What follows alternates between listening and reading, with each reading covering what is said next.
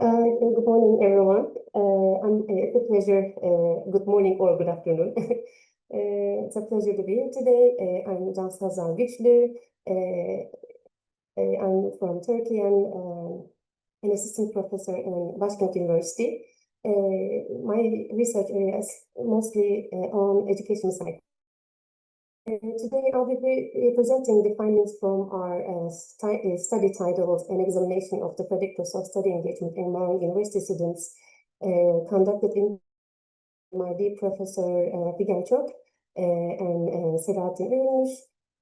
Just before I start my presentation, I would like to share that this study is a part of my doctoral dissertation.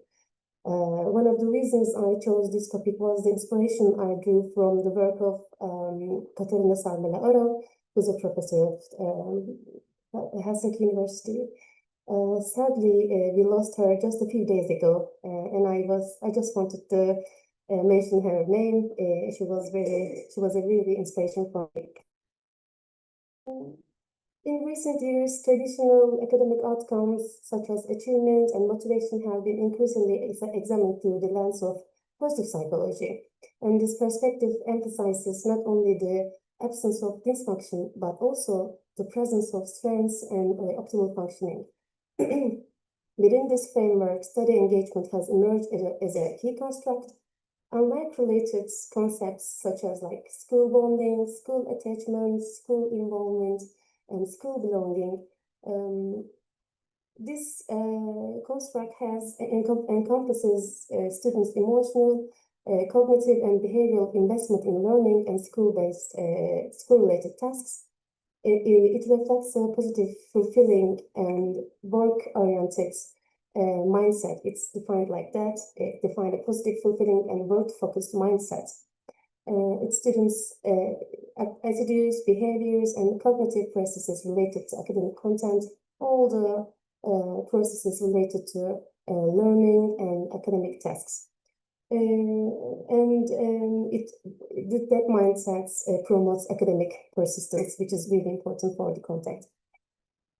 Study engagement is typically conceptualized through these three dimensions. It's vigor or energy, dedication and absorption. Vigor or energy, we can use both, refers to experience of high levels of energy and mental resilience while studying.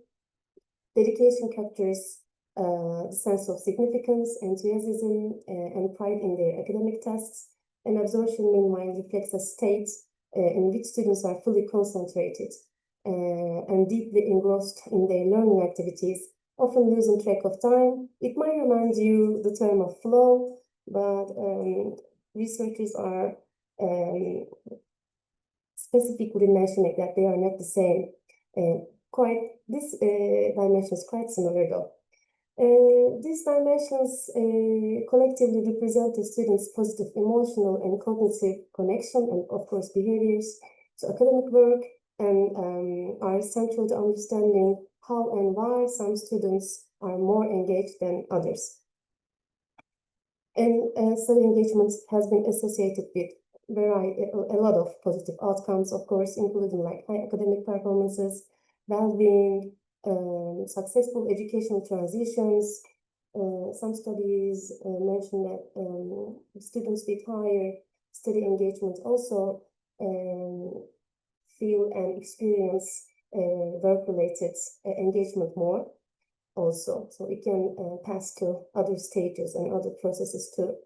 It also considered a significant key factor also for preventing school dropout and promoting long-term educational success. Now, school burnout, in the other hand, it's like the opposite concept, represent a negative outcome that can significantly hinder students' engagement. This concept originally conceptualized in workplaces, but we also use in here too. School burnout refers to emotional exhaustion, cynicism, and the sense of inadequacy in response to academic demands, which students feel all the time. Similar to work environments, school also provides a context where students are engaged, in tasks and face demands, of course. And school burnout is also examined in 3 dimensions: developing a disengaged attitude towards school, feeling inadequate as a student, and emotional exhaustion.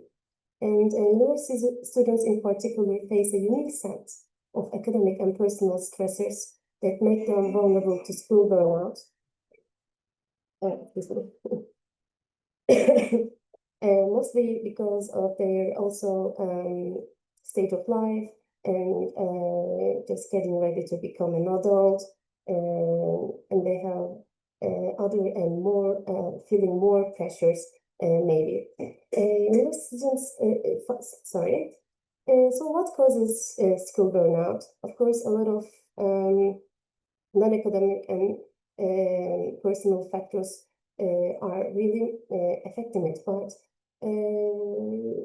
mostly high expectations of academic success, ours or our families or our teachers, makes a great deal of stress over students, poor family relationships, and low motivation. Just these are just a few,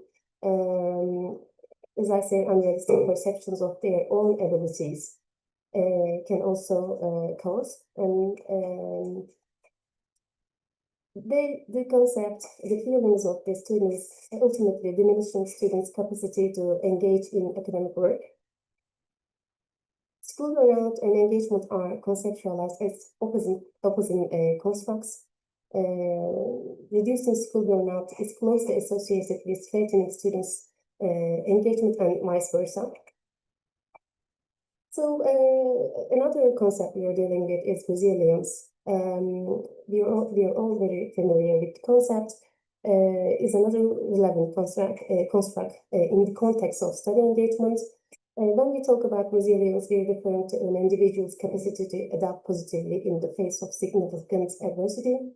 The concept includes not just the exposure to hardship, but also the ability to recover and even grow from those experiences.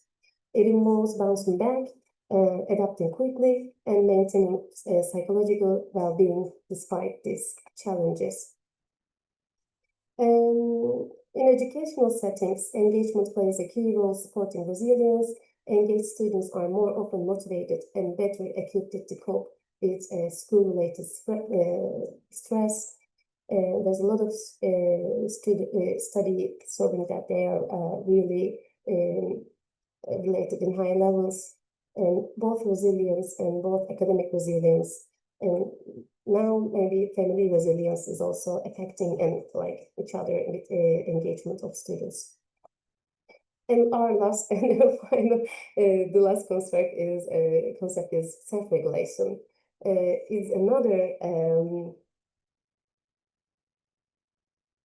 I'm sorry, I'm just gonna go back in here. It says engagement also protects students from a range of risky behaviors too, including truancy and delinquency.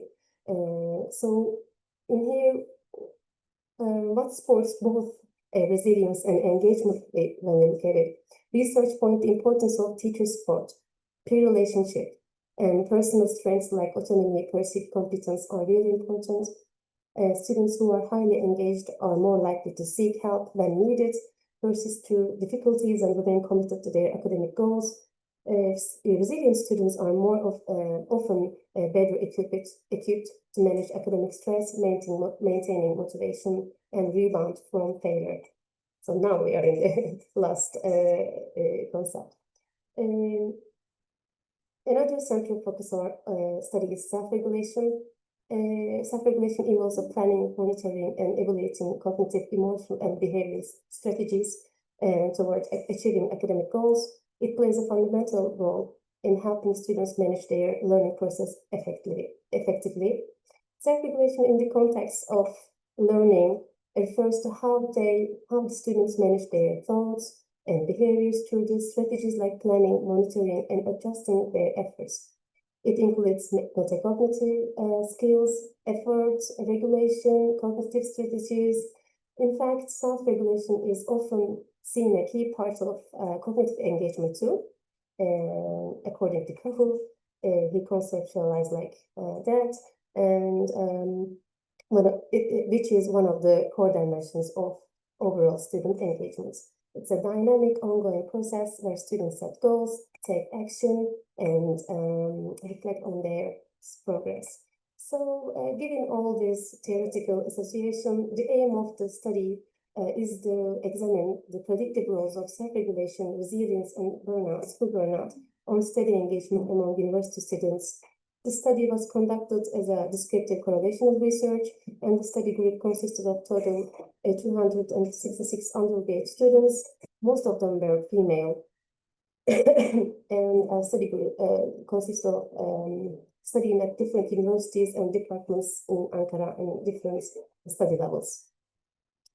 We use psychological resilience scale for adults, school burnout scale, Utrecht work engagement scale, self-regulation scale, and our data collection occurred during the period of distance education and involved a careful analysis of assumptions, including multivariate normality and multicollinearity.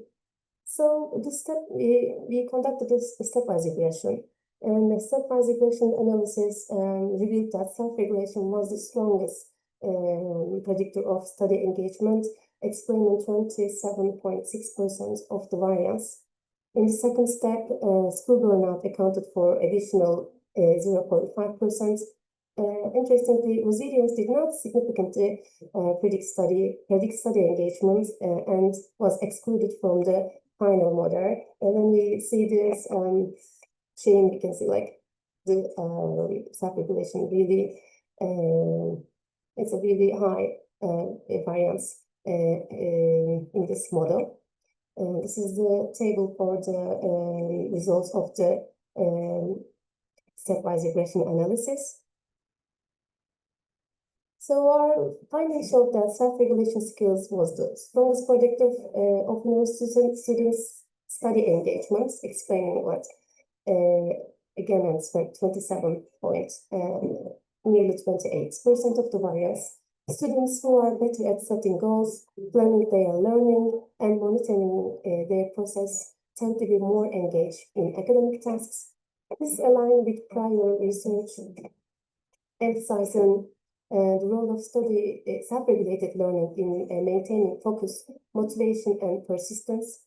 Self-regulation essentially helps students manage their thoughts, emotions, and behaviors toward achieving goals, directly supports their involvement in learning process. The more effectively students regulate themselves, the more committed they are to their academic work, and maybe a lot easier to planning and achieving goals, and feeling that sense of success and motivate them to plan more and go on. When we added to the school burnout into model, it accounted for only a small additional variance, about 0.5%. But the negative relationship was still significant.